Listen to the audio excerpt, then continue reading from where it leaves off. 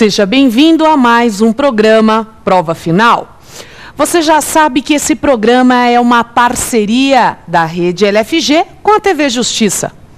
Eu tenho certeza que você já conhece o nosso programa, mas, enfim, nós temos 3 blocos. O nosso primeiro bloco será o tema do dia. E o tema de hoje está imperdível.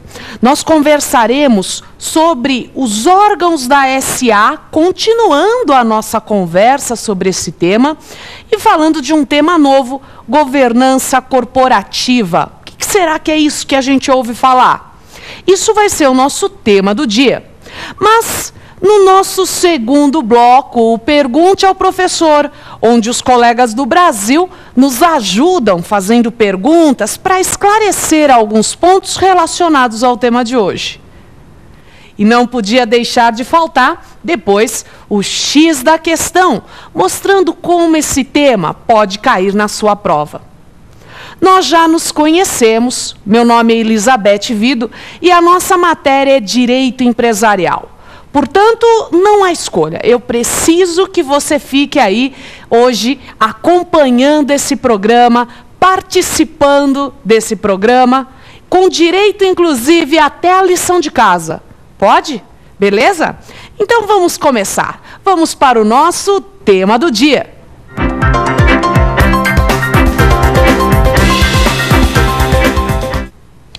Já estamos, então, agora no nosso primeiro bloco. Estamos, portanto, tratando do nosso tema do dia.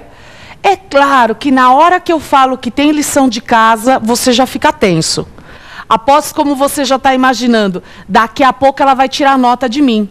Daqui a pouco eu vou receber em casa um boletim dizendo que eu estou devendo nota para esse programa. O que eu posso fazer? A nossa relação vai ficando tão pessoal que aí sempre acontece isso. Mas vamos lá, sem se preocupar com a lição de casa? Vamos lá. O nosso tema hoje é continuação dos órgãos da SA e governança corporativa. Bom, a estrutura da SA é composta por 4 órgãos. A Assembleia Geral, o Conselho de Administração, a Diretoria e o Conselho Fiscal. Veja, nem sempre todos esses órgãos estão presentes. No caso do Conselho de Administração, por exemplo, nós temos que ele só é obrigatório em algumas empresas. O Conselho de Administração é obrigatório nas companhias abertas, nas sociedades de economia mista e nas de capital autorizado. Então, nessas empresas, o conselho é obrigatório, mas nas outras, por exemplo, na SA fechada, você diria que ele é facultativo, que depende do estatuto social a sua existência. Os outros órgãos, esses sim, sempre existem, não há nenhum problema. Tudo bem? Vamos começar, então, a conversar sobre esses órgãos? Vamos para o nosso primeiro órgão, a Assembleia Geral. O que faz a Assembleia Geral, meus amigos? A Assembleia Geral, ela toma as decisões. Que decisões? Ué, as decisões do dia a dia da sociedade. Mas cuidado, quando eu digo que toma as decisões, eu estou dizendo que eles votam. Não confunda isso como um grupo de terapia. Sabe, que alguém levanta a mão, olha, eu tenho apanhado, hoje não sei bem o que eu faço, se eu preparo uma comida melhor. Não é bem assim. Não é uma terapia em grupo que as pessoas levantam a mão e resolvem o que a gente vai conversar. Os temas vêm pré-definidos por um outro órgão, pelo Conselho de Administração. Portanto, as decisões, na verdade, se limitam a votar concordando ou não com aquilo que fez parte da pauta. Essa é a ideia da Assembleia. É claro que quem efetivamente vai participar das decisões são aqueles acionistas que têm direito de voto. E nessa altura você já sabe de quem que a gente está falando mesmo? Isso, dos acionistas que compraram ações ordinárias e, eventualmente, algumas preferenciais que atribuem direito de voto. São essas pessoas que participam da Assembleia e que tomam as decisões. Perfeito. Essa Assembleia Geral, ela pode ser ordinária ou extraordinária. Bem fácil. A Assembleia Ordinária, ela acontece nos 4 primeiros meses após o término do exercício. Ela sempre vai existir. Mas o que é tratado na Assembleia Geral Ordinária? O artigo 132 da Lei de SA, primeiro artigo de lição de casa, ele vai dizer para a gente que a Assembleia Geral Ordinária trata daqueles assuntos administrativos, como, por exemplo, a eleição dos administradores, a cobrança de prestação de contas, a decisão sobre a distribuição dos dividendos.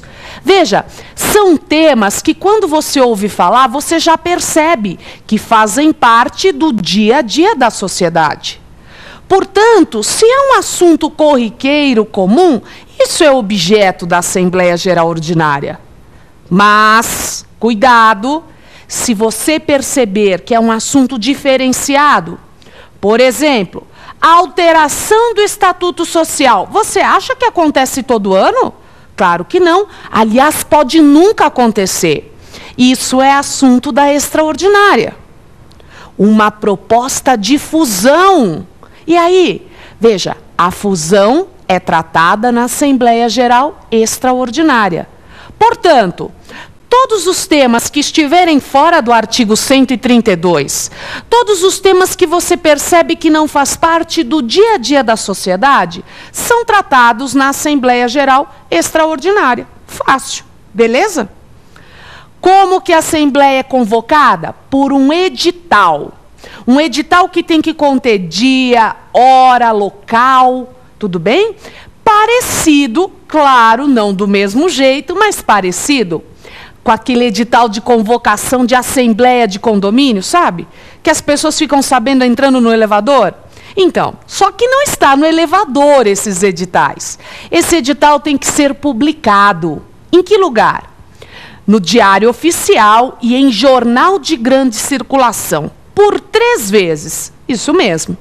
E o detalhe é o seguinte: a primeira publicação tem que sair com pelo menos 15 dias de antecedência em relação à data da Assembleia, se a SA for aberta. Por exemplo, a gente marcou a Assembleia para o dia 30. Então, a primeira publicação ela tem que acontecer até o dia 15. É isso. A lei não fala nada da segunda, nem da terceira. Mas se a SA for fechada, essa anterioridade tem que ser de 8 dias. Guardou? 15 dias para aberta, 8 dias para fechada. E sempre da primeira publicação.